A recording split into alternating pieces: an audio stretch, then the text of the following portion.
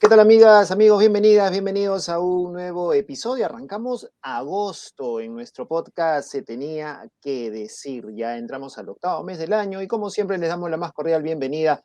Quien les habla, Paco Pérez García, acompañado como siempre de nuestro buen amigo Willy Vázquez, @elpaqui en Twitter. Hoy estamos listos y preparados para llevarles el análisis de las principales noticias y los hechos que están marcando tendencia esta semana después de lo que ha sido el mensaje de la presidenta o de la señora Dina Boluarte. Vamos a analizar un poquito este tema, algunos efectos, qué cosa hay y también novedades en investigaciones fiscales alrededor del caso Odebrecht. Willy, ¿qué tal? ¿Cómo estás? Bienvenido. Hola Paco, muchas gracias a todos los que se están conectando, escuchando este podcast o viéndolo en las plataformas en donde salen. Estamos en YouTube, Facebook y en todas las plataformas de podcasting. Muchísimas gracias también a todos los que nos apoyan a través de sus aportes en Yape o Plin. Ahí están nuestros QRs. Paco nos dice ahorita el número donde pueden también hacer sus aportes. Así es, pueden hacer sus aportes al 993-898-570.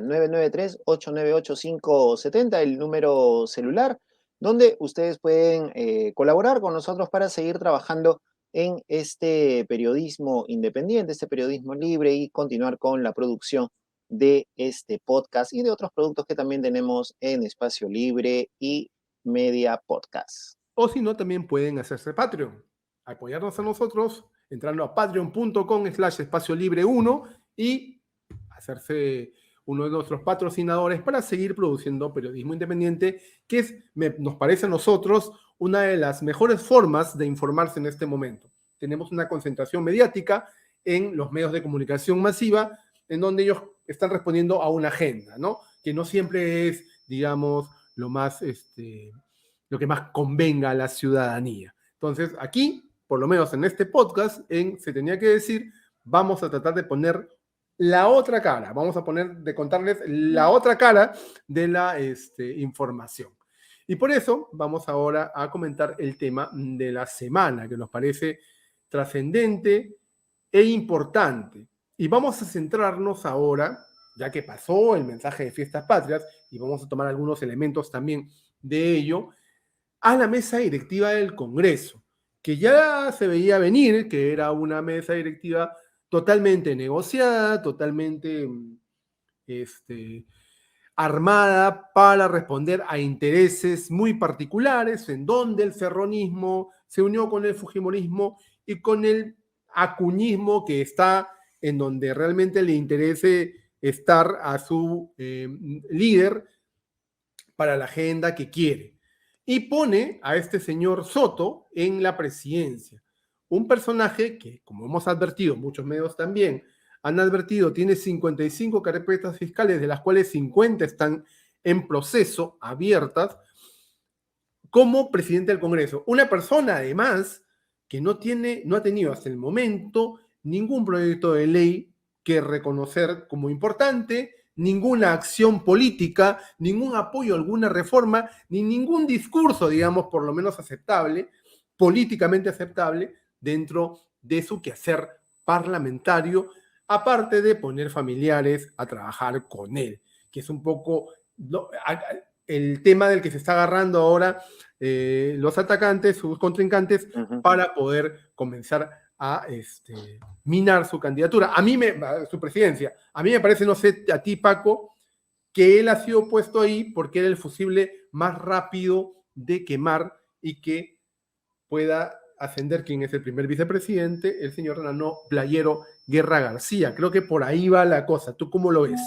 Lo comentábamos la semana pasada, ¿no? En la edición de la semana pasada decíamos que la figura de Alejandro Soto era prácticamente una figura colocada, pegada con baba, ¿no? Que la idea primordial aparentemente era que cayera el señor Soto o por lo pronto dar la imagen de una figura plural, no una figura distinta, pero quien en realidad sería pues el verdadero caballito de batalla o la punta de lanza sería Nano Guerra García, ¿no? Quien podría ocupar la presidencia del Congreso. Y un poco ha ido en esa línea hoy las preguntas y los comentarios de los reporteros que han estado en el Congreso consultándole a varios congresistas sobre la posibilidad en primer lugar, que la Comisión de Ética vea el caso, ¿no es cierto?, tras este tema de la denuncia de la contratación de la cuñada. Y las preguntas iban en torno a eso, ¿no? ¿Va a quedar vacía la presidencia? ¿Tendría que convocarse a una nueva elección de la mesa directiva o asume el señor Guerra García? ¿No? Y varios congresiss decían que el reglamento lo que dice es que obviamente quien sigue en la secuencia, en la consecución, es el que tiene que asumir la presidencia de la mesa directiva. Alejandro Soto hoy día ha dicho que todo es parte de un andamiaje, recordando un poco la célebre frase de Alejandro Toledo, todo es parte de un andamiaje y ha tomado también la victimización de la señora Boluarte, ¿no? Y de Pedro Castillo, porque no quieren que un provinciano tenga poder, que no quieren que un provinciano esté liderando un poder del Estado, ¿no? Un argumento un poco trillado ya a estas alturas del partido, cuando en realidad lo que el señor tendría que aclarar es el tema de las denuncias que hay en su contra, los procesos que hay en los cuales él está siendo implicado, ¿no? Y adicionalmente este caso de la contratación de la cuñada, ¿no? Ese es un sonete, ¿no? Porque soy mujer, porque soy andino, y el señor Edgar Raimundo, que estaba en la otra lista, la que perdió, la lista supuestamente de la verdadera izquierda, la izquierda democrática, qué sé yo, La true izquierda. este, la true izquierda, ha dicho que, bueno, yo creo que si se conocen, si se llegan a conocer y a verificar que los casos abiertos que tiene el señor, se llegan a verificar y a conocer, está clarísimo antes de que postule. Y si se llegan a conocer, decía Raimundo, se debe volver a elegir una nueva mesa. No, hermano, ya fue, así no es, como bien dice Paco, ¿no? Lo que dice el reglamento. Lo que pasó, Paco, en la anterior mesa directiva. Recordemos que el señor, el ex presidente del Congreso, era vicepresidente. ¿No? Subió porque justamente también era Acuña, ahorita se me va el nombre de la Lady Camones, Lady Camones. Lady Camones. Y también la sacaron con una cosa así, ¿no? Ahora están con lo de la cuñada, después en los bytes vamos a ver cómo es ese tema de la cuñada para Susel Paredes del congresista Soto. Pero esto solamente nos da me parece a mí, que se puede rescatar dentro del análisis, una pista de lo que pueda pasar después y de lo que hemos venido además advirtiendo a través de esta jugada en la mesa directiva del Congreso. Quieren poner a Nano Guerra García para que el fujimorismo vuelva a tener una preponderancia, un poder, digamos, porque tiene poder el presidente del Congreso, para hacer frente ya a este pacto infame que no se sabe bien cómo está funcionando en este momento con el Ejecutivo. El Ejecutivo se debe al Congreso. La permanencia del Ejecutivo, de la señora Boluarte, del señor Otárola, va a depender de lo que diga el Congreso. Entonces, una cosa es que esté el señor Williams en la presidencia del Congreso. Otra cosa es que esté el señor Soto. Y otra cosa muy diferente es que esté el Fujimorismo. Y sobre todo un señor como Nano Guerra García, que bueno, ahora es un conspicuo y aguerrido defensor del fujimorismo. Quien te viera, cuando hace algunos años, en 2016, despotricaba y decía que era lo peor que le había pasado al país el fujimorismo, ¿no? Uno más de tantos que cambió en el camino y se dejó seducir por la fuerza naranja, ¿no? El dinero, el dinero, el dinero. El dinero. Entonces, y el dinero, dale. No, decía que vamos a estar atentos de esas movidas. Yo creo que en 2 semanas, espero equivocarme, en 2 semanas, o sea, en 2 ediciones más del podcast, vamos a tener un panorama más claro de lo que va a pasar en la mesa directiva. Sí, sin duda alguna, una situación bastante complicada lo que está pasando en el Congreso de la República, porque esta situación también se da cuando está negociándose, porque eso es lo que se hace en política también se negocia, hay que señalarlo sin que se malinterprete ni se ensucie la palabra. Se están negociando las comisiones del Congreso para la siguiente legislatura, ¿no? Lo dijo Alejandro Soto un poco incómodo al utilizar la palabra repartición, ¿no? Estamos en plena repartición de las comisiones. Es lo que se hace. Claro, es lo que se hace, pero él dijo, o sea, está tan mal traída la palabra, ¿no? Que él mismo se sonrojó y dijo, valga el mal uso de esta palabra, ¿no? Algo así dijo, señalando que estaban en plena repartición de las comisiones, en la repartija, como ha dicho el periodista Martín Hidalgo también hoy en una nota en el diario El Comercio. En todo caso, es interesante este escenario que se perfila y las posibilidades que hay respecto a esta figura de lo que podría ser el sucesor o no del señor Alejandro Soto, si es que Nano Guerra asume la presidencia del Congreso o si este decide dar un paso al costado y dice, no, vamos a hacer nuevamente la elección, pero con listas nuevas, ¿no? Que un poco revisando el archivo mientras hablábamos, fue lo que ocurrió en realidad, Willy, en ese momento con José Williams, ¿no? José Williams apareció nuevamente en una lista casi de consenso que se dio después de la caída de Lady Camones y se volvió un poco a elegir quién sería el presidente del Congreso, no una lista completa, sino el presidente del Congreso. Para Así fue la presidente. figura, Okay. solo Sí, para no, el presidente, porque Marta Moyano seguía en la lista de Lady Camones como primera vicepresidenta, entonces debía haber asumido ella. ¿Por qué no lo hizo? No recuerdo exactamente la situación, pero se dio la figura de este proceso de llevar una candidatura de consenso, ¿no? ojo con eso, entonces eso cambia también el panorama. Habría que estar atentos igual, ¿no? ¿Qué es lo que puede pasar? Porque, o sea, déjame decirte, así como Susel Paredes, yo no creo, de verdad, a esta edad que tengo y a lo que he visto en política, que hayan puesto al señor Soto en la presidencia del Congreso por sus dotes y sus capacidades políticas. Que son bastante limitadas, dicho sea de paso. Por lo poco Dicho sea, mucho que ha venido hablando en estos días, bastante limitada. Pero en todo caso vamos a ver qué cosa es lo que va a ocurrir. Hoy día está reunido también con la mesa directiva del Congreso, está reunido con Alberto Tarola y con parte del gabinete ministerial, también viendo temas de obras y cómo encarrilar el pedido de facultades legislativas que se hizo en el mensaje de 28 de julio y las 800.000 obras y proyectos que han presentado, de los cuales seguramente hablaremos también en algún momento. listo. Entonces vamos a una pausa y regresamos con más en Se Tenía que Decir.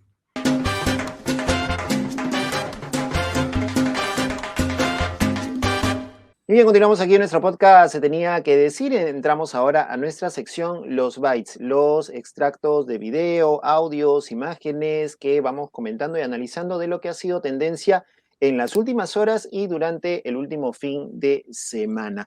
Lo más reciente, lo más saltante, Willy, lo que ha ocurrido en Ventanilla, a 1 año y medio del derrame de petróleo producido por la empresa Repsol y del cual hasta ahora no hay visos de solución al 100%.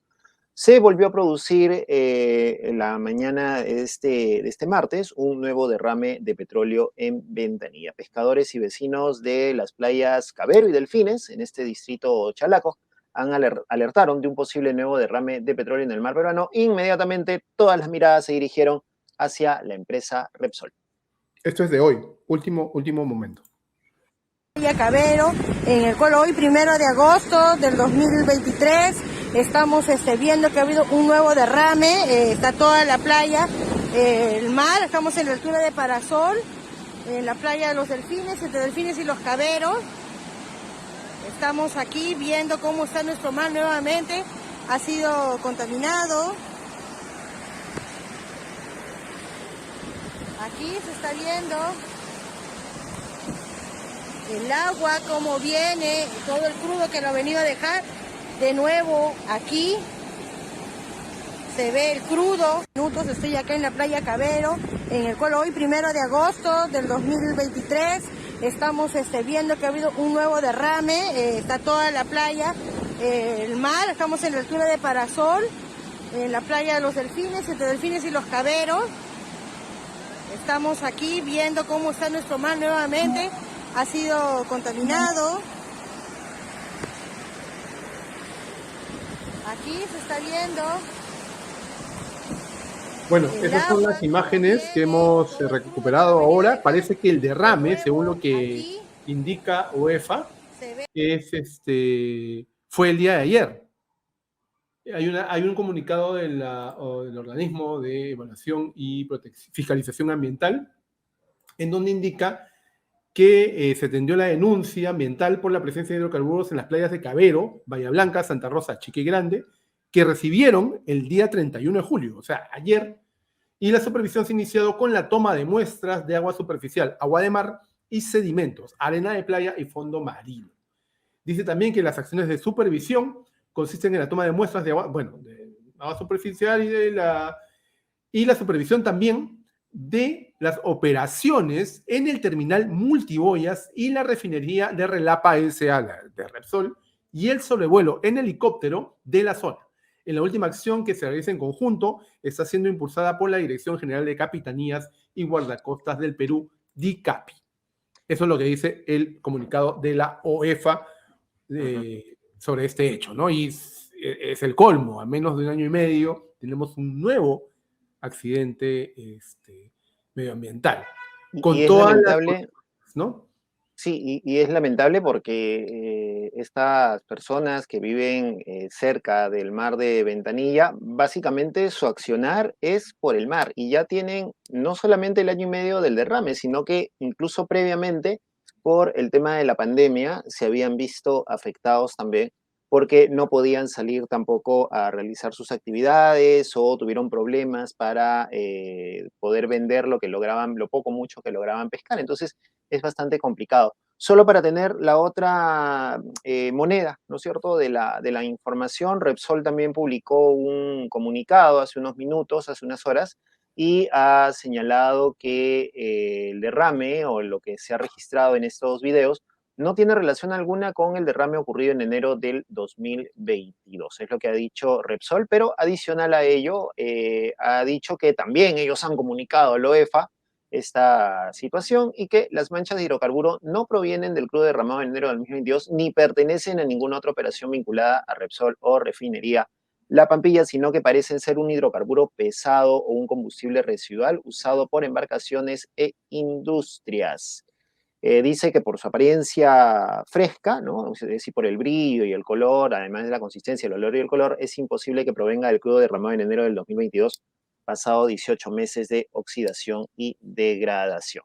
Sin embargo, como bien decían nuestros abuelos, pues cría fama y échate a la cama, ¿no? Entonces, inmediatamente todas las miradas, como decíamos antes de comentar este byte, se dirigen hacia Repsol y existe la ligera sospecha de que pueda hacer alguna actividad de la refinería La Pampilla, alguna descarga, algo como lo que ocurrió en enero del año pasado cuando se produjo este accidente, esta terrible desgracia ambiental en el mar del Callao. En todo caso, estaremos atentos a lo que digan las investigaciones de OEFA, que son las que determinan la responsabilidad de este hecho. Como bien dice Paco y como bien dice el sentido común, todas las miradas están puestas en quien ya tuvo la culpa antes, ¿no? El lobo, Pedro el Lobo. Bien, ahora vamos al Congreso con algo que le comentaba al inicio del programa. ¿Qué ha dicho Susel Paredes con respecto a el flamante presidente del Congreso, aún por el momento, ¿no? Hasta que se lo permitan. Hasta que se lo permitan, el congresista Soto, ¿no? ¿Qué es lo que se le está acusando ahora o achacando o criticando? Que contrató a la hermana de la mamá de su hijo de 11 meses, ¿no? Y sacando cuentas, según la defensa de Soto, dice que el señor tuvo una relación fugaz, ¿no? Lo que popularmente le dicen choque y fuga, con esta señorita, mamá de su hijo, y lo ha reconocido, está dando pensión, qué sé yo, es un tema personal, me parece. Lo que aquí debemos llamar la atención es que él dice, bueno, fue así nomás y ya, no tuve ninguna relación. Y no es mi cuñada, porque eso se la achaca, ¿no? Porque yo no estoy ni casado, ni tengo ninguna relación, ni convivo con ella, ¿no? Pero ¿qué es lo que dice Susel Paredes y el análisis del tiempo?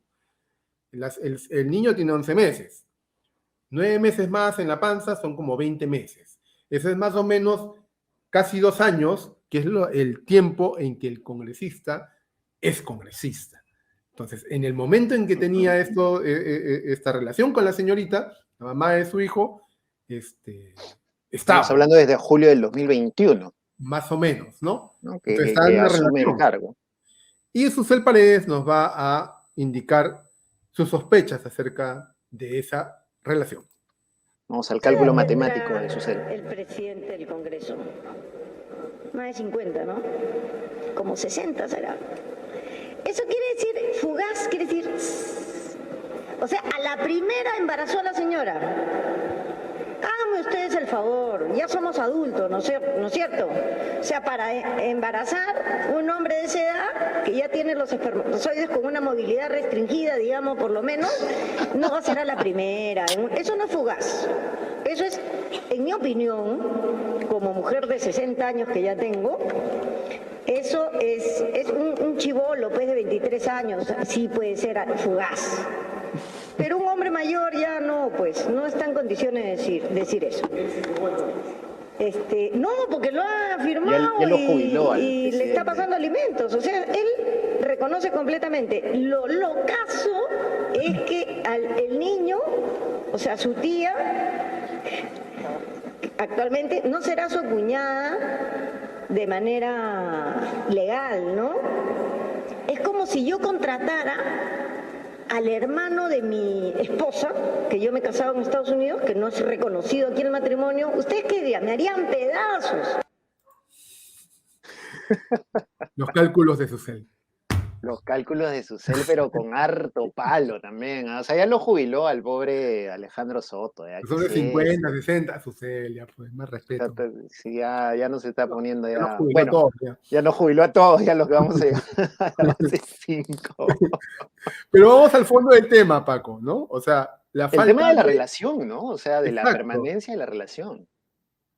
Y como decía Rosa María Palacios en la mañana, me parece escucharla, la ley de nepotismo no pensó en estas nuevas relaciones, ¿no? Sobre los choque y fuga. No tanto como eso, de repente también si tienes una relación abierta, tienes a la madre de tu hijo por ahí, ¿no? Y no es tu familiar directo, ¿no? Y para que sea un nepotismo realmente según la ley, tiene que ser un vínculo matrimonial, con un vínculo familiar hasta en tercer grado y qué sé yo, ¿no? Pero muy por encima de eso, salir frescamente a decir, no es mi cuñada porque no tengo ninguna relación con ella, también es bastante poco ético de parte del congresista. Ya lo han mandado a la Comisión de Ética, pero ya sabemos cómo funciona la Comisión de Ética del Congreso, pues, ¿no?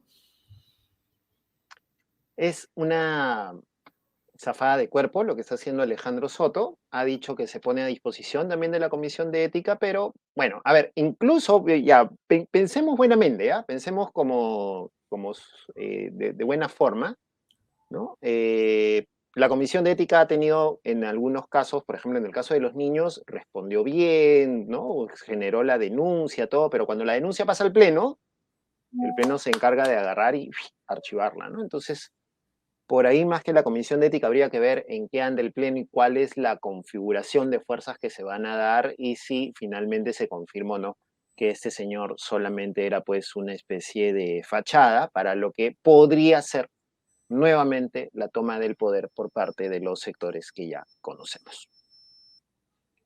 Una pena realmente que se maneje el Congreso así.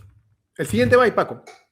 Vamos con el tercer tema, la policía secreta, la SS, no sé, ¿qué cosa es lo que está planeando Dina Boluarte? En su mensaje habló sobre la creación de la policía del orden, ¿no? Un nombre así medio rimbombante, que va a consistir en la conformación de un cuerpo policial que va a estar integrado por licenciados de las Fuerzas Armadas y otras hierbas, ¿no? Y tiene una serie de características que van a suponer el trabajo de esta policía para criterios de seguridad vecinal, es decir, un serenazgo con esteroides, es prácticamente lo que va a funcionar si es que este proyecto de ley avanza. Yo comentaba en Twitter durante el discurso, alguien preguntó, ¿no?, en qué consiste esta nueva policía del orden, y yo me atreví a decir que es simplemente la oficialización del soplonaje, ¿no? O sea, estos policías encubiertos que finalmente podrían ser utilizados también para cuestionar a aquellos dirigentes locales, vecinales, barriales que estén participando también en muchas de las movilizaciones o en muchas de las organizaciones de las marchas que se están dando en un país en donde ya estamos viendo que hasta por supuestamente pintar una pared te quieren meter preso, ¿no? Entonces, por ahí un poco la figura. O por registrar como documentalista, ¿no? Como periodista. Pero vamos a ver qué dijo Vicente Romero, ministro del Interior, acerca de este proyecto de ley. El policía de orden y seguridad. Recuerden ustedes que anteriormente quienes eran los profesionales de la prevención era la Guardia Civil. Es exactamente lo que queremos hoy en día, recuperar las calles ante la alta violencia y criminalidad que hay en el Perú.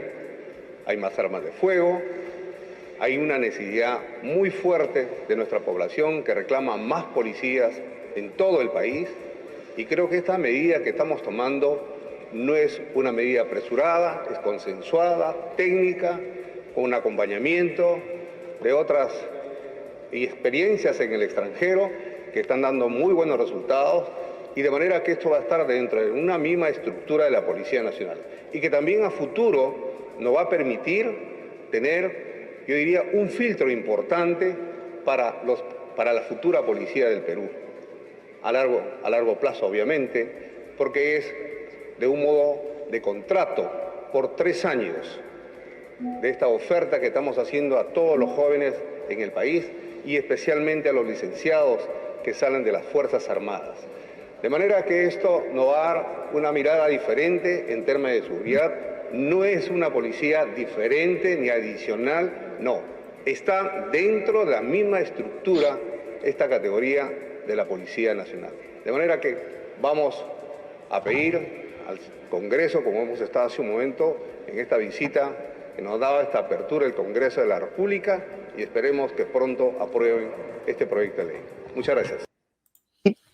¿Por qué no volvemos a como era antes, ¿no? El tema, o sea, habla de la Guardia Civil, habla, ¿no? Volvamos entonces a esta división que existía. Yo he conversado en algunas oportunidades con miembros, exmiembros de la policía, y señalaban, hoy día estoy bien personalista, disculpen ya, pero me comentaban que el peor error que se cometió fue durante el gobierno de Alan García de formar esta Policía Nacional del Perú y meter en un mismo saco a las 3 ramas, ¿no? A la Guardia Civil, a la Republicana y a la Policía de Investigaciones.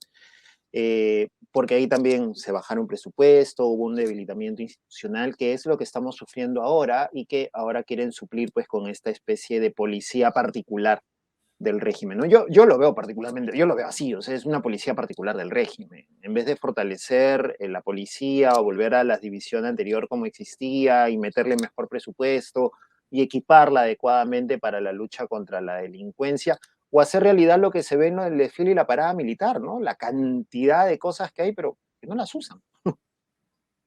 Ahora, hay dos cuestiones ahí que quisiera anotar. Primera, la crisis que hay dentro de la policía, que viene, me imagino yo, desde esta unificación, se vio hace unas semanas también, creo que lo tocamos en este podcast, con respecto a las capacidades de investigación que tenía la Fiscalía. Salió la policía a decir que cuando había policías de investigaciones, la PIP, la Policía de Investigaciones del Perú, la capacidad investigativa del crimen, del delito, estaba en manos de la Policía de Investigaciones, de los detectives de la Policía de Investigaciones, ¿no? Entonces, hay una rajadura más aquí, ¿no? En vez de volver a eso, reformar la policía, que es un tema pendiente, una promesa de varios gobiernos, con una mafia, por supuesto, adentro que está en contra de ello, por supuesto,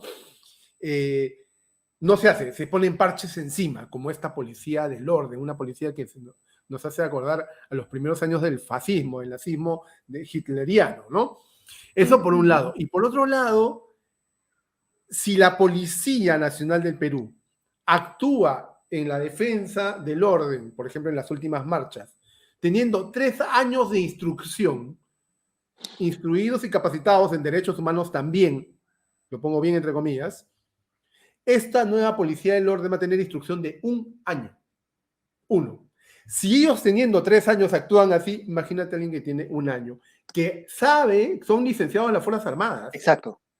¿Y por qué? O sea, ¿y por qué siempre hemos estado, por lo menos desde este podcast, con la posición en contra de que las Fuerzas Armadas se encarguen del control interno? Porque no están capacitados. Saben disparar un arma al primero que se mueva, porque para eso son capacitados. En Ayacucho, en las manifestaciones contra Dina Boluarte, los responsables de las muertes son miembros del ejército. Ojo, no es la policía, son miembros del ejército. Entonces, ojo con eso.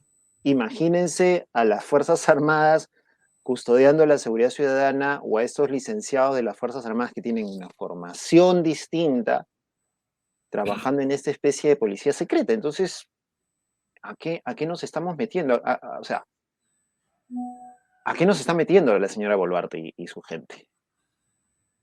¿Represión total? ¿Seguimiento? ¿Soplonaje? ¿Reglaje? O sea, estamos peor que que en los 90. Discúlpame, pero Estamos creo que vamos por ahí, ¿no? casi como en Cuba, ¿no? En Cuba también hay algo parecido a eso. Bueno, o Tanto que rajan Venezuela. Cuba, ¿no? De Venezuela, tanto que rajan, quieren, se mueren por parecerse a los regímenes totalitarios. Me parece que en Salvador también, en El Salvador hay algo parecido con el nuevo héroe de la derecha latinoamericana, ¿no? Con Bukele. Bukele. Lamentable. En Bueno, algún momento hablaremos de Bukele también y los nuevos Bukeles que quieren surgir aquí en el país.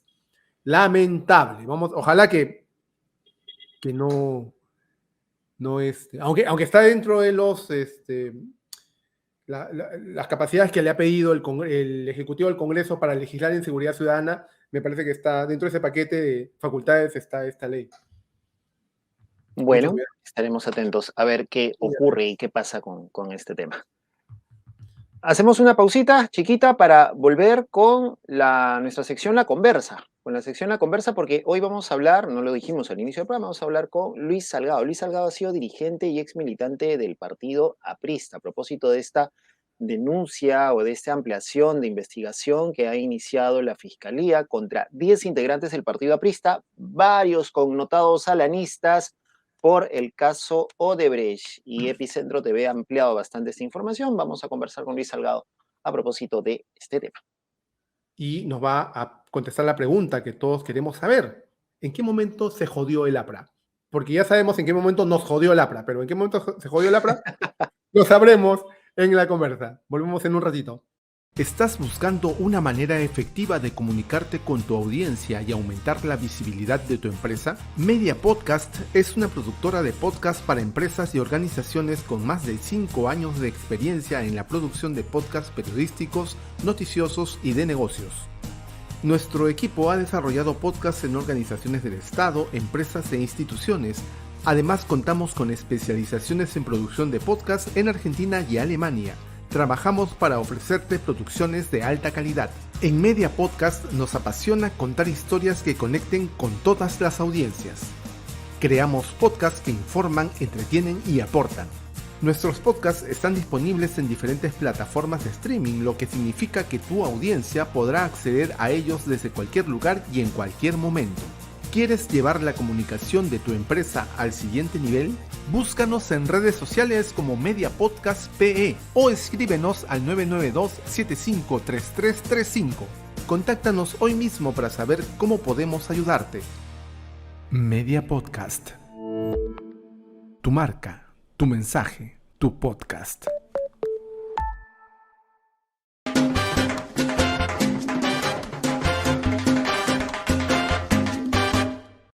Bien, continuamos aquí en nuestro podcast Se Tenía que Decir, y en esta oportunidad estamos ya en nuestra sección La Conversa para dialogar, para conversar con Luis Alberto Salgado. Luis Alberto Salgado ha sido dirigente y ha sido militante también del Partido Aprista Peruano, que actualmente en estos días está un poco en el ojo de la tormenta a propósito de esta información que se publicó hace algunos días respecto al inicio ya de la investigación preparatoria contra 10 miembros del Partido Aprista, básicamente contra 10 miembros de la cúpula alanista, que es la que ha venido dirigiendo durante muchos años el Partido Aprista, y Luis Salgado ha sido un fuerte crítico de esta situación. Don Luis, ¿cómo está? Bienvenido a Se Tenía que Decir. Muy buenas tardes, Francisco. Hola, Willy. Mucho gusto con ustedes y aquí a la orden. Gracias. Empezamos, yo quisiera empezar, don Luis, agradeciendo su presencia y de repente, ya dentro de su experiencia, su historia como ex militante, comentaba fuera de cámara, 50 años militando en el APRA, con una historia bastante familiar y profunda, ¿cómo podemos entender Se fue la lo que señal. pasa ahora? ¿No? O sea, lo que pasa ahora, la crisis que tiene el APRA, no solamente de representatividad, sino que estuvo fuera de los partidos que podían participar en elecciones, ha sido reincorporada, y toda la crisis que ha venido últimamente, coronándolo con esta acusación fiscal, que al final vamos a ver que de repente no va a llegar a nada. De eso se tiene que sustentar en algo que pasó antes, ¿no? ¿De dónde cree usted que viene esta crisis que ahora tiene su cenit? Bueno, antes que nada, gracias por esta posibilidad de conversar con alguna calma, sin embargo, sin pausa también, sobre un tema que a su vez incluye otros temas y está conectado con los problemas del país también. Primero quiero hacer una salvedad que considero importante. El partido de Haya de la Torre, el Partido Aprista Peruano fundado en 1930, y el APRA Continental fundada en México en 1924, ¿no? Pero concretamente el partido de Víctor Raúl, en el cual yo he militado desde toda mi vida, y llegó a ser el APRA mi segundo hogar, hasta que sucedió en 2008 algo, o el 2009, que lo cual se puede comentar si ustedes desean después, no surgió para esto. Primero quiero expresar que lamento profundamente esta situación que está ocurriendo y que involucra obviamente la imagen del APRA, la estrella aprista, y obviamente un partido decano con una trayectoria histórica, con un drama donde hubo realmente, como toda obra humana, aciertos y desaciertos, pero que el partido de Haya de la Torre y el APRA no fue creado para esta situación de verse en trámites judiciales y en denuncias, pero que es una secuela, como usted bien ha dicho, Willy, hace un momento, de un conjunto de hechos que han venido dándose a lo largo de los años, porque esto no es casualidad y no es realmente producto de algo que no pudo preverse, ¿no? Aquí no se trata de decir yo lo dije, yo lo avisé, yo lo anuncié. Se trata de verificar en base a las evidencias, ¿no? ¿Qué es lo que está sucediendo con este partido que yo considero que debió ser en su momento, dada este drama con alguna tragedia que vivió el APRA junto con el Perú, debió ser luego todos estos esfuerzos y sacrificios modelo, guía, ejemplo, con referencia a otros partidos políticos y organizaciones de esa naturaleza. Sin embargo, es evidente que ello no es así y que contradiciendo lo que durante 40 años, quienes estuvimos muy cerca o durante los últimos 8 años de su vida de Víctor Raúl Haya de la Torre, que con este anuncio que ya con su presidencia de la Asamblea Constituyente y que al año siguiente, el 79, falleció, iba a ser algo realmente muy positivo para el Perú dentro de esta situación contradictoria de esta historia nuestra en un país diverso, multiétnico, plurilingüe, ¿no? tan diferenciado entre nosotros y en donde las diferencias y los prejuicios y los racismos han ido surgiendo últimamente. Pero volviendo al tema de fondo, esta última denuncia que ha formulado la Fiscalía contra estos dirigentes, a la par que yo lo lamento, también tiene que ser un motivo de esfuerzo frío, analítico, para comprender de dónde viene esto y que se tiene que enlazar también con otros hechos recientes, o no muy recientes del pasado. Esta situación donde hace 4 años, en abril del 2019, el dirigente, el que fue presidente del Perú y secretario general y presidente del partido, Alan García, decidió terminar con su vida, con un balazo, fue algo que realmente conmovió y que, sin embargo, fue hecho en circunstancias donde había un proceso judicial en ciernes y que era el resultado, a su vez, de un conjunto de declaraciones y de testimonios y de evidencias que llevaron, lamentablemente, al expresidente García a terminar con su vida. Sin embargo, esto, digo yo, y usted ha mencionado algo de la cúpula, que es el conjunto de personas o de compañeros que en su momento nos tratábamos así, que durante los 5 años de su gobierno e incluso ulteriormente, siempre se mantuvieron muy cercanos al expresidente García, fueron de su absoluta confianza, fueron autoridades en el Estado, como ministro, como presidente del Consejo de Ministros, como presidente del Congreso, y en lo que se refiere al partido, como a su vez miembros del Comité Ejecutivo Nacional, de la Secretaría General e incluso de la Comisión Política. pues todos ellos ahora han sido, se ha anunciado por la Fiscalía, que son objetos de investigación para determinar la responsabilidad de lo que habría ocurrido en el 2006. Entonces, para decir lo siguiente y terminar esta parte, que para quien ha seguido de cerca y conoce a fondo esta situación, yo me considero uno de ellos, no conozco al detalle el expediente que ha motivado el anuncio fiscal en el sentido de la investigación de estos 10 personas, ¿no? Que incluye, ya usted ha mencionado algunos nombres, pero decir que esto no es casual, que eso debe investigarse a fondo, pero que más allá de ello, Francisco, Willy, esto tiene una corroboración histórica de los últimos años, de que pudo y debió preverse en su momento, pero que lamentablemente como una especie de tragedia griega, ¿no? No con la vida del expresidente y luego en esta debacle, en esta situación en la que se encuentra el Partido Aprista Peruano.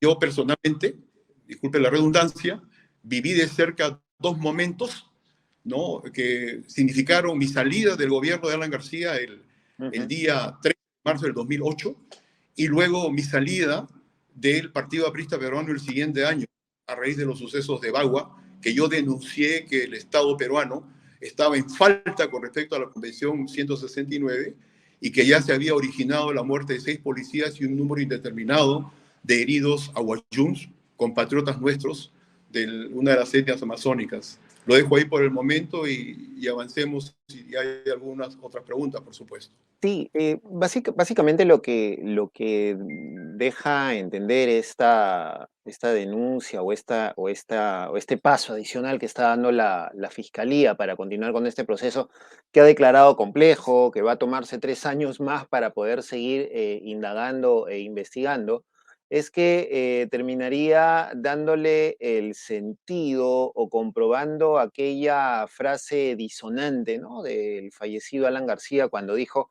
demuéstrenlo pues, imbéciles, ¿no? O sea, esta idea de que había que demostrar que había gente a su alrededor, que él había metido mano en dineros que provenían de Odebrecht y de esta forma podría estarse ya dándole la razón a esta frase de García Pérez. Y adicional a ello, lo que quería comentarle y quería consultarle también, señor Salgado, es qué tanto ha significado esta alandependencia, esta dependencia de Alan García por parte del Partido Aprista, qué tanto ha significado, qué tanto ha calado en la situación que estamos viviendo actualmente, no solo por la denuncia fiscal, sino lo que señalaba Willy hace un rato, ¿no? El tema de la desaparición política, no estar pendiente presente en un proceso electoral y adicional a ello, estar peleando nuevamente una reinscripción, ¿no? O sea, ¿qué tanto ha calado la dependencia de Alan García en la situación actual del Partido Aprista? Bueno, profundamente, y yo diría ya en la evaluación, con absoluta frialdad, de manera muy lamentable. Respecto de esta expresión del expresidente Alan García, demuéstrenlo pues imbéciles, para comprobar que primero esa es una expresión que no proviene de un líder, de un jefe de Estado o de un líder partidario que está en manejo y en control y con conciencia absoluta de su inocencia y de que los hechos le van a dar la razón. De la misma manera que yo diría que una persona que se considera y se siente inocente no termina con su vida suicidándose. Entonces, por un lado es ello, varios temas que de alguna manera cubren de vergüenza a quienes fuimos discípulos de Aya de la Torre, por quienes han terminado durante muchos años representando al APRA. Y yo hablo con la autoridad moral, reitero, de quien en su momento y cuando estas personas estaban en todo el poder político, en la máxima magistratura del Estado, en control o en liderazgo hegemónico en el Congreso de la República, con una poderosa influencia política, y por otro lado en control total del partido, digo de la estructura de Lima, porque ahí ya se venía erosionando las bases partidarias, ya se venía defraudando y decepcionando a miles de apristas y a miles de familias apristas en toda la República. Y lo digo con plena conciencia porque durante 8 años de 2008 hasta el 2016, recorrí el país. Recorrí 20 regiones en reuniones con compañeros en cantidades de 20, 50 y 100 compañeros y percibí claramente lo que se estaba sirviendo en torno al partido y en torno a la imagen. Entonces, en cuanto a su segunda pregunta, Francisco, la dependencia o el liderazgo o la adhesión, pues es de cada uno responsabilidad en qué momento decidieron continuar, agachar la cabeza, asentir o convertirse en promotores o apoyadores con su silencio de todo lo que venía ocurriendo. No es posible que un ministro de Estado, que un presidente del Consejo de Ministros o un congresista que tiene acceso privilegiado a información, y más aún en este caso los congresistas del partido de gobierno, que lo fueron desde el 2006 hasta el 2011, no supieran, no sospecharan, no se dieran cuenta. Por supuesto que se dieron cuenta. Por supuesto que había razones para sospechar. Y en mi caso, cuando percibí estas dos situaciones, por un lado, que motivó mi salida del Ministerio de Justicia por el caso de Baruch Ifcher, al cual me opuse que el señor Ifcher utilizara una sentencia de la Corte Interamericana para exaccionarle al Perú 100 millones de soles adicionales a los 20 millones que Alejandro Toledo ya le habían dado al señor Ifcher por esos 3 años que no tuvo su canal, que se utilizaron una sentencia de la Corte para exaccionarle, decía, 100 millones de soles más, y por lo cual Frecuencia Latina había dejado de pagar 54 millones de soles en impuestos. Y entonces quería utilizarse esa sentencia, ¿no?, de la Corte, que solo le dio $70,000 al señor Ifcher, para exaccionarle 100 millones de soles más. A eso yo me opuse. Me puse y me resistí. Y la consecuencia de ello fue la salida, ¿no?, a pedido de la señora Rosario Fernández, que era la ministra de Justicia, que después fue hecha premier del Ministerio de Justicia. Digo todo esto y me permiten mis disculpas, porque es un antecedente importante, porque fue cuando cuando Alan García era presidente de la República, era presidente del partido, y los señores Jorge del Castillo, premier y congresista, Mauricio Mulder, secretario general del partido y congresista y vocero de la célula parlamentaria aprista. Y en estas circunstancias es que se produjo mi salida de la Secretaría Ejecutiva del Consejo de Derechos Humanos del Estado.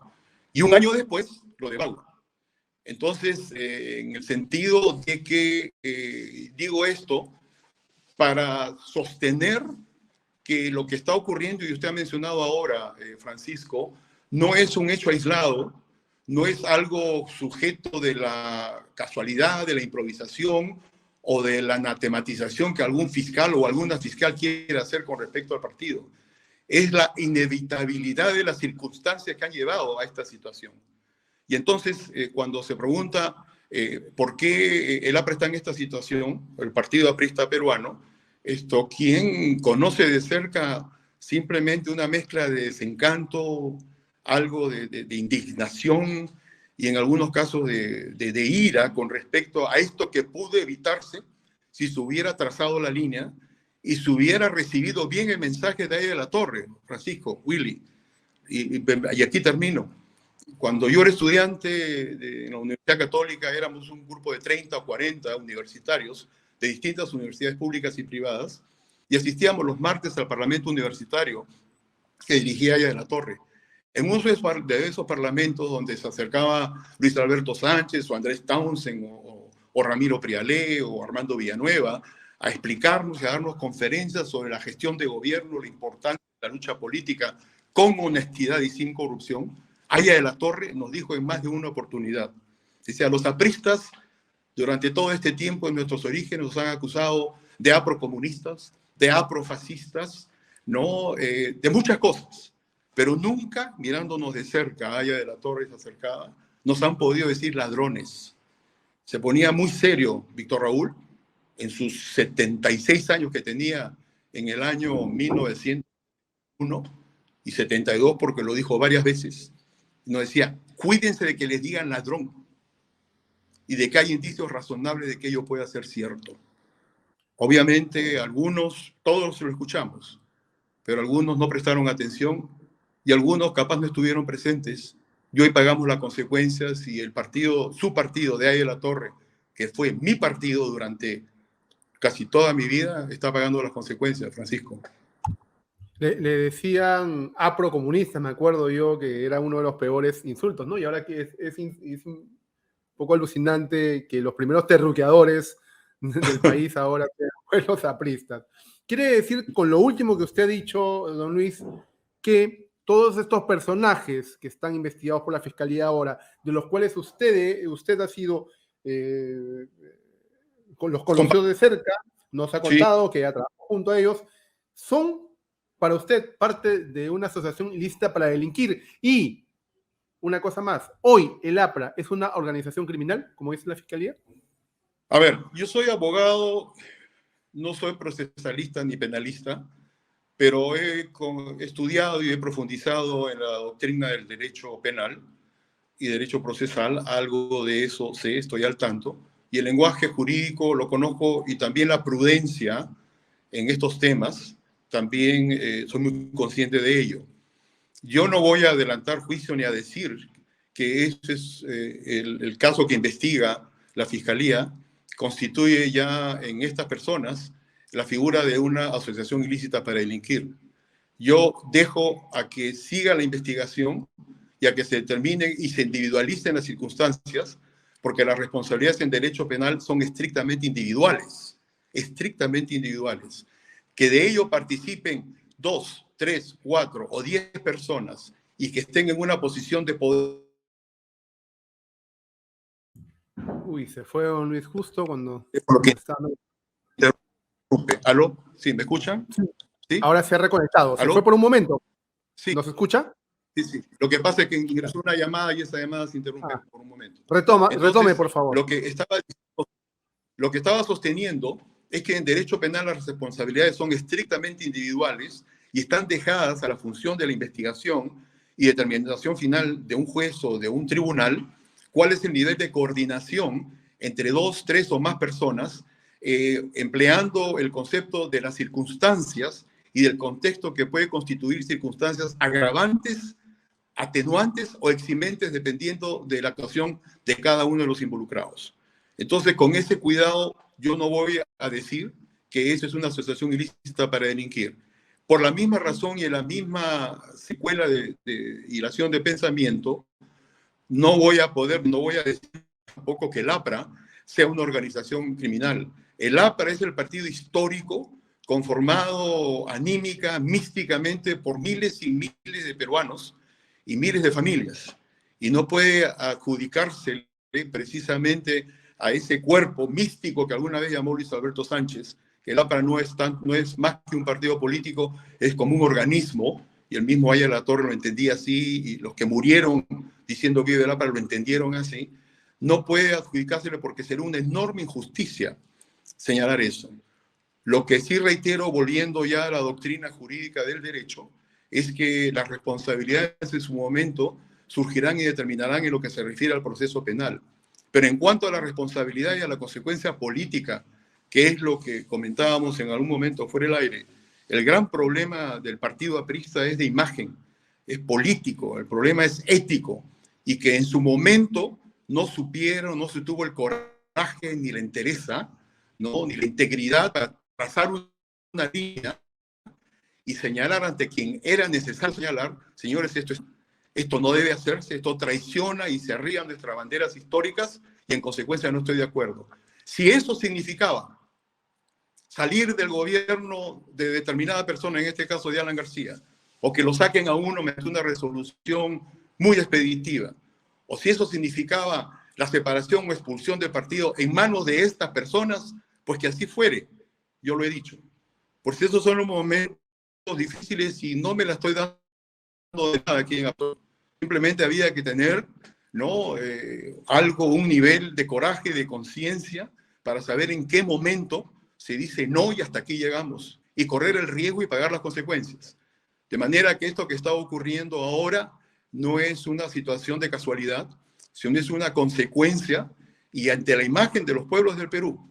Y lo comentaba a propósito precisamente de lo que conversé hace unos días con Monseñor Carlos Castillo, a raíz de la homilía que dio en el Te Deum del 28 de julio. La importancia de que estos valores al margen de que uno sea aprista o no, sean internalizados por la gran mayoría de peruanos y sobre todo por aquellos que aspiran a manejarse en política. Porque a política ya es una verdad casi de perogrullo. No se llega para enriquecerse ni uno, ni su familia, ni a su grupo. Y algo de eso mencionó Monseñor Castillo, a quien elevo mi respeto y mi reconocimiento por esta homilía valiente y lo más cercano al cristianismo y al mensaje de Cristo, si es que queremos hablar en esos términos. Es precisamente trazar la línea en su momento. Y quienes no han trazado la línea, y si llega una clase política, o un partido político, o un gobierno, o un conjunto de partidos políticos, que hoy dan una imagen desgraciada del Congreso de la República, pues tenemos al Perú que tenemos. Y tenemos un poder ejecutivo que, por otro lado, sin ningún problema, ¿no?, manda con armas de guerra a las fuerzas policiales y a las Fuerzas Armadas, diciendo que quienes protestan y ejercen el derecho legítimo a la protesta, porque hay razones fuertes para que esos pueblos, y esos pueblos hablo en plural, los pueblos del Perú protesten, se les manda y se dice que son expresión del terrorismo o del narcoterrorismo, de la minería ilegal o del narcotráfico, pues ese es un acto infame que se prepara psicológicamente a esos miembros de las Fuerzas Armadas y Fuerzas Policiales a que metan bala indiscriminadamente o perdigones que pueden resultar fatales. Entonces, esto se conecta precisamente con esos valores con los cuales conversaba con Monseñor Castillo el día de ayer, y que son los valores que también coinciden con lo que percibimos, ¿no?, del mensaje de Víctor Raúl Haya de la Torre y de los líderes forjadores del aprismo. Y esta es la consecuencia también. Es un mensaje no solamente que me permito modestamente transmitir, no solamente posiblemente a mis compañeros apristas que capaz escuchen y vean este podcast, este mensaje a raíz de la conducción de ustedes, sino también a todos los peruanos, porque esto va más allá del APRA, estimados amigos, mucho más allá del APRA, porque afecta al Perú y a lo que puede pasar con el Perú en los próximos meses y años, ¿no? Sí, sin duda, impactos políticos fuertes e importantes que se están dando no solamente a nivel del partido, sino a nivel coyuntural y nacional, que seguramente ya habrá oportunidad también, señor Salgado, de seguir conversándolo y seguir analizándolo. Queremos agradecerle por su presencia, por estar aquí con nosotros y haber hecho este pequeño análisis de la situación actual del partido y cómo de alguna manera también se vincula con la coyuntura nacional, que sin duda alguna está también bastante candente. Muchísimas gracias, señor Salgado. ¿Me permite decir algo más finalmente? Algo más, un minuto, menos. Sí, adelante. ¿Ah? Adelante, por favor. ¿Me permite? Sí, rápidamente, retomando lo que afecta al Perú, yo creo que debe haber una clara conciencia de los riesgos, y esto sin ser alarmista, nada por el estilo. Yo laboré 9 años con las Naciones Unidas en misiones de derechos humanos, en Camboya, Mozambique y Guatemala, y la experiencia en mi país también, para darme cuenta que hay síntomas muy serios y graves que amenazan a nuestro sistema de una democracia de baja intensidad. Esta amenaza, estos insultos, estos agravios que provienen de grupos fascistas o fascistoides, ¿no?, que yo le llamo lumpenfascismo, contra periodistas que ejercen el periodismo veraz y sobre todo comprometido con la democracia, eso no hay que tomarla a la ligera, porque ese es el fundamento de cómo caen las democracias. Lo que primero cae en una democracia a mano del fascismo, sea el fascismo rojo o el fascismo negro, es la libertad de expresión y es el periodismo realmente libre. Eso hay que cuidarlo.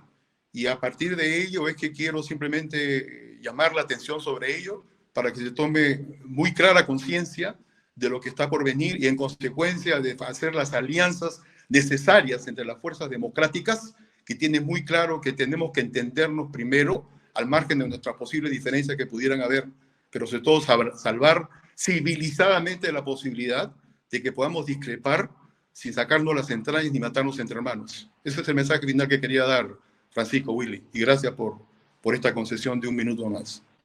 Hay que recuperar el debate político, tiene razón. Don Luis, muchísimas gracias nuevamente por estar con nosotros. Estaremos abiertos en cualquier momento a seguir conversando. Gracias a ustedes. Hasta luego. Gracias. Fue Luis Salgado, ex aprista, y bueno, ha hecho bastantes revelaciones, digamos, para entender un poco lo que pasa adentro del APRA. Esto fue La Conversa y volvemos en un momentito con más en el podcast Se Tenía que Decir.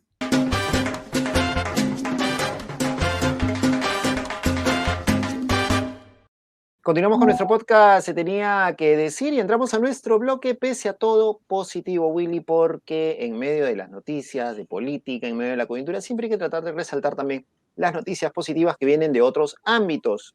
Vienen de la música, del deporte, del arte, del cine y en general otras ramas que no nos tienen acostumbrados a malas noticias. Entonces vamos a por ello, porque el 13 de agosto se da inicio al Festival de Cine de Lima. Es una tradición ya que está en nuestro país, en nuestra ciudad, este festival organizado por la Universidad Católica, y una de las cosas que se va a presentar es este documental llamado Rojo Profundo, Javier Díez Canseco, El Legado. Este documental, dirigido y producido por Magali Ceballos, va a estar en la competencia como mejor documental para la elección del público y cuenta un poco la historia, las vivencias de lo que de lo que ha significado Javier Díez Canseco, como dice el subtítulo de la obra, Vida, pasión y lucha de un hombre que marcó la política peruana. Al margen de discrepancias ideológicas, de izquierdas o de derechas, creo que todos los políticos reconocen en el fallecido Javier Díez Canseco a una persona de principios y a una persona que siempre ha estado comprometida con las verdaderas causas en cuanto al tema de la defensa de los derechos sociales de la gente en nuestro país. En la sinopsis, Rojo Profundo es un viaje por la vida de una de las figuras más representativas de la izquierda peruana, Javier Díez Canseco, su niñez, su época escolar y universitaria, su intensa vida política, su incansable búsqueda por la igualdad y la justicia social, su férrea defensa de los derechos humanos y su tenaz lucha contra la corrupción. Un trabajo de investigación, ¿no? Documental muy, muy, muy intenso. He visto parte del proceso también. Hay con las voces de personas que han estado muy cerca a la vida y lucha de Javier Díez Canseco, tanto en lo personal como en lo político. Yo recuerdo de Javier Díez Canseco, por ejemplo, un episodio que leí en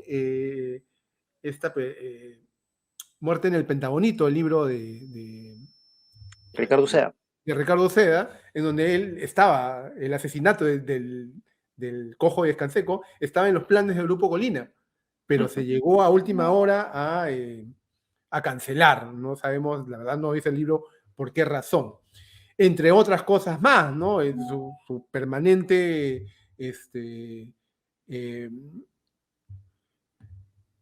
su permanente lucha contra todo hecho de corrupción, toda injusticia social. Yo no lo conocí personalmente, lo he visto un par de veces de lejos, ¿no? Caminando así, con firmeza, pese a su discapacidad física, subiendo escaleras. Yo no lo recuerdo muy bien, es un recuerdo vívido que tengo yo de muy muchachito, yo muy chibolo, subiendo del Palacio de Justicia, las escaleras del Palacio de Justicia, con mucha tenacidad. Me sorprendió mucho, yo era un niño, verlo tan tenaz, tan fuerte, y con esa cojera, subiendo escaleras.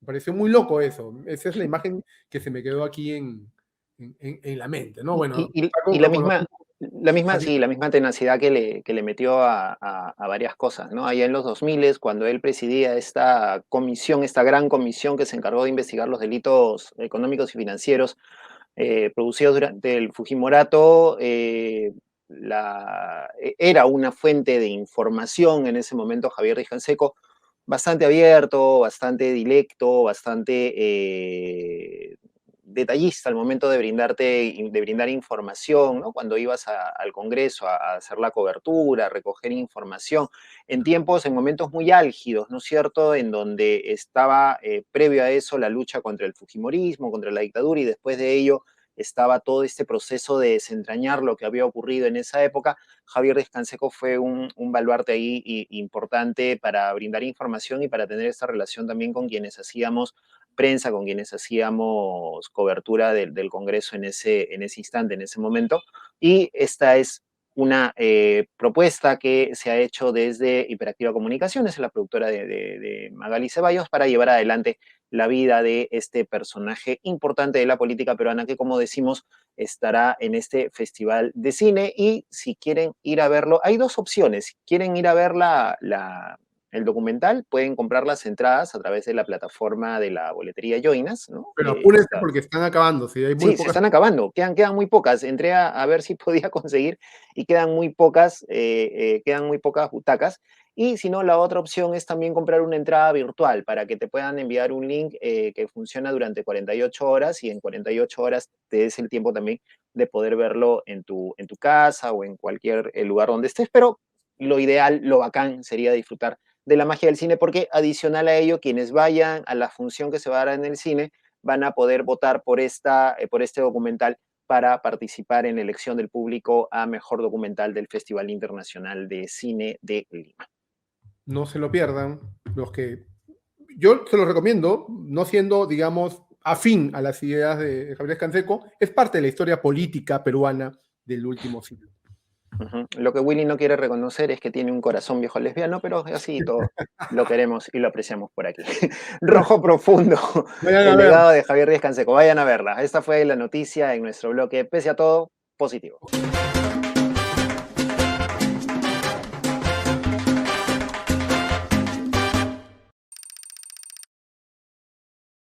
Bien, antes de terminar, aclarar, no es corazón viejo lesbiano, nuestro amigo Willy Vázquez es un periodista reconocido también por trabajar del lado de quienes están a favor de los derechos humanos, de quienes velan por la libertad de la gente y por las decisiones también que podamos tener nosotros como personas y como sociedad. Y por eso es que congeniamos, creo que por eso congeniamos y estamos bien en este rubro. Valga la aclaración, señor Vázquez, para que no se me resienta usted, por favor. Pese a que Paco sea militante, cabía.